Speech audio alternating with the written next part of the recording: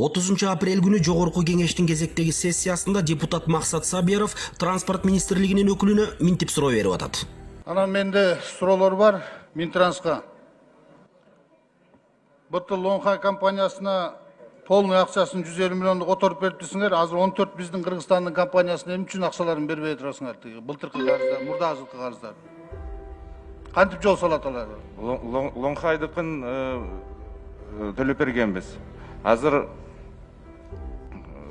жергиликтүү компанияларга дагы бюджеттен акча алганда дагы беребиз, карайбыз аларды дагы. Максат сен. Ал эмелер менен иштеп атабыз, ассоциация дорожниктер менен. Ал маселени билебиз көзөмөлдө. Деп атса сөздү жулак ачкан вице-премьер-министр Боронов Кубатбек менен өкмөт башчы Абылгазиев мырза минтип кошумчалады. Максат Сенович, кесип коебуз, кошумчалап коеюн. Ал жергиликтүү компаниялар ошол Лонхай компаниясынын субподрядчиктери да. Алар Лонхай компаниясынан алышкалап да, өкмөт менен алардын түз келишими жок. Жок, андан тышкары 117 миллион сом карыз экен да. Ал жерде проблема мындай, Максат Сенович.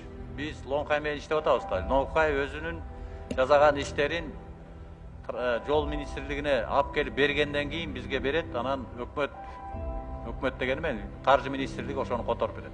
Эгерде аткарган ишинин кагаздары бүтпөсө, аны которуп бере албайт. Ошон үчүн жанагы жергиликтүү компанияларга Лонхай аркылуу бериш керек. Ошол Лонхай менен экөөнүн ортосунда мамиле болуп атат. Айтор чыйпылыктаган өкмөт башчы Мухаммедкалый Абылгазиев теманы тезирээк бүтүргүсү келди окшойт. Сабиров мырза эмне деген жооп алганын өзү деле билбей калды. Эмесе мен айтып берейин. Биринчиден, Лонхай деген кытайлык компания менен бир дагы жергиликтүү ири компания субподрядчы болуп асфальт иштерине аралашкан эмес. Майда чүйдө суу өтмөктөрү менен жол жээгиндеги бордюрларды жасашты. Экинчиден, 150 миллионду кытайлык компанияга которуп берип, карыздан кутулуп атканыңар жакшы.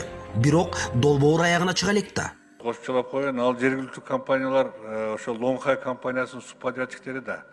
Алар Лонхай компаниясынан алышкалап да, өкмөт менен алардын түз келишими жок. Демек, Кыргызстандагы жол куруучу компаниялардын бардыгынын аласасын ушул Лонхай аркылуу таратып калдыңар беле. Бул эмне деген башаламандык? Урматтуу Кубатбек мырза, элдин башын айландырганды токтотпойсуңарбы? Лонхай менен жергиликтүү компаниялардын кандай байланышы бар? Лонхай деген балыкчы корумду долбоорун ушул күнгө чейин бүтүрө албай келатканы калппы? Акчасын эмнеге алдын ала бересиңер? Айланайын, мына жолду салып бүттүк, эми иштеген акыбызды эле берип койгулачы деген 20дан ашык кыргызстандык жол куруучу компаниялар силердин аяңардан банкрот болуп отурушат. Силерге атамекендик ишкерлер эмнеси менен жакпайт? Качанкага чейин куудулайсыңар? 2019 жылдан бери карай жергиликтүү 14 компания жол жана транспорт министрлигинен 118 миллион сом аласасын ушул күнгө чейин ала албай жүрөт. Ишенбесеңер, мына жакында эле Кыргыз жолчулар ассоциациясы социалдык баракчасы аркылуу өз билдирүүсүн жарыялады.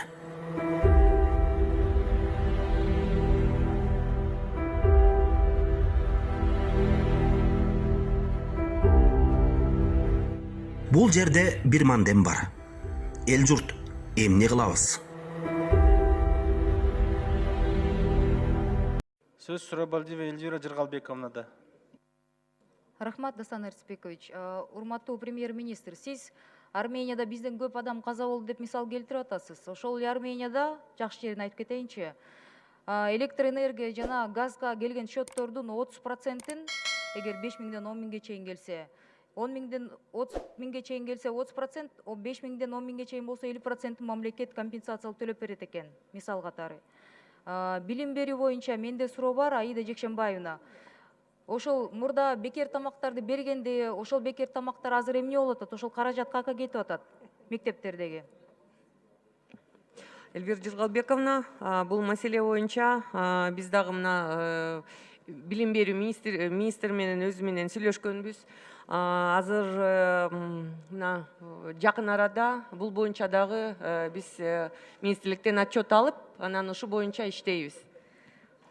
Кечиресиз, бирок деген ошол ысык тамактарды гуманитарканы ансы эле таратып атпайсыңар. Ошол ысык тамактарды мектептердеги окуган балдардын адрестеринде эле даректери бар да, ошолорго жеткирсе кандай болот эле? Биз сиздин сунушуңузду кабыл алабыз. Рахмат. Саламаттык сактоо министри, сизге суроо. Ош шаарынын ЦСМ 1 мобильный бригадасы кайрылып бизге мынтип атат да, Биздин бухгалтерлер дейт, жанакы графиктер толтургандар өздөрү толтурушуп, анан сен ката кетирдиң деп, и это отражается на заработных платах. ЦСМ номер 1ден келген арыз да. ЦСМ номер 1 город Ош. Город Туурабы? Ош. Эльвира Жыргалбековна. Ошол ЦСМдин жетекчи врачы, лаборант, шопурлардан ушундай именно ушундай ситуация болуп, мажбурлатып кол коюп, аягында каражатка келгенде деген сен туура эмес толтуруң деп аларды күнөөлөп коюшуптур. Эльвира Жыргалбековна, сиз туура айтасыз. Бизге да ушундай бир кайрылуулар түшүп атат жарандардан. Анан мына мисалы Токмок ОЦСМ менен Чуйский ЦСМ, анан Токмокская туберкулезная больницадан кээ бир медициналык кызматкерлерди без содержанияга жиберип салышты да. Анан ушу боюнча дагы биз азыр иликтөө жүргүзүп атабыз. Сиз айткан маселе боюнча дагы биз бул маселени көзөмөлдөгө алабыз. Макул, Аида Жекшенбаевна, парламентте жүргөндө сиз мындай ачык депутаттардын катарында элеңиз, вице-премьер-министр болгондон бери негедир мындай көп маалыматты ала албай калдыкта сизге сураныч. Асрандиев Чыбалов айтып атат да, донорлордон келген жардамды биз ачык айкын деген отчет бере албайбыз дейт. Систер боюнча, маскалар боюнча, гуманитардык жардам боюнча эл арасында абдан чоң мындай негатив болуп атат. Ошол каражаттын отчеттору каякта деп сурап атышат да. Рахмат. Сурооңузга рахмат. Бул кечиресиз, мен бүтүрө алайынчы оюмду.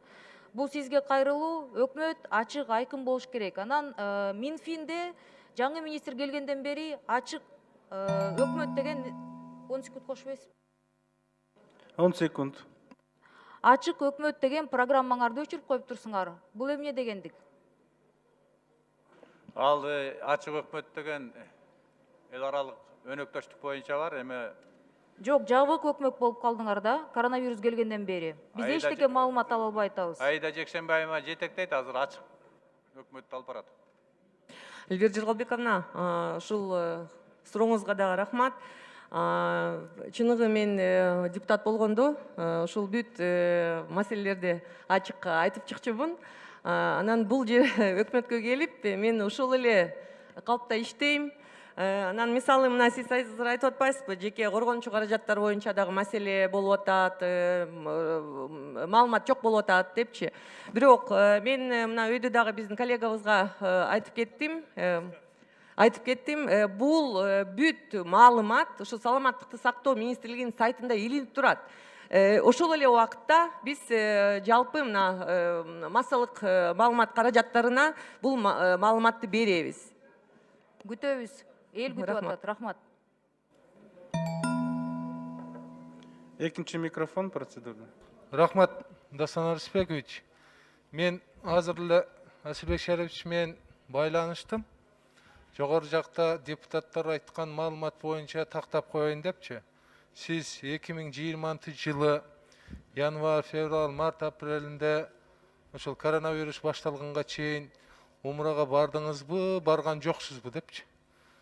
Мага айтты, мен барганым жок деп, быйылкы 20-жылдын ичинде барып аптыр да. Бул биринчиден, экинчиден кимге кайсыл күнү, кайсыл учурда баягы умрачыларга жол ачып кой деп чалган болсо, ошону аныктап койсунчу укук коргоо органдарычы. Мындай дагы болгон эмес дейт. Бирөө мага менден суранган дагы эмес дейт да. Ошондуктан эми жөндөн жөн эле жала жапкан бул туура эмес да. Туура эмес. Ошол боюнча туура эле айтыптыр, аз депутаттар дагы айтыптыр, укук коргоо органдары бир текшерип койсунчу. Бул адамга жалгандан жала жаап, анан бир ооруну келишин бир динди жаман көрсөтүү бул туура эмес да. Рахмат. Рахмат. Протокол тапшырмалар берилет. Кийинки сөз Никитенко Наталья Владимировна, да? Рахмат Мухаммед Калудышкевич. Вы знаете, откровенно говоря, я очень... Рахмат Дастан Арцбекович. Саламатсыздар. Мухаммед Калудышкевич, мы интернет булактарынан мына 1-2 мурун окуп калдык, что принято распоряжение о сокращении зарплат госслужащих депчи, удаленно иштегендерди. Ошону сокращать эткенде канча акча үнөмдөп атасыздар? Ал жерде сокращение эмес. Мисалы үчүн мындай да. Эмгектин өзүнүн эмеси бар да. Табель боюнча ким канча аткарды. Мисалы үчүн офиске келгенде компьютерде иштемек, жанагындай завредность деген бар, транспорттун расход деген бар. Ушулардын баарын эске алганда зарплатанын өзүнө надбавкалар бар да. Үйүндө отурган кишиге ошондой надбавкалар жок берилет. А так высокогорье жана башка тиешелүү надбавкалар за выслугу эле высокогорье тигүү деген бар берилет.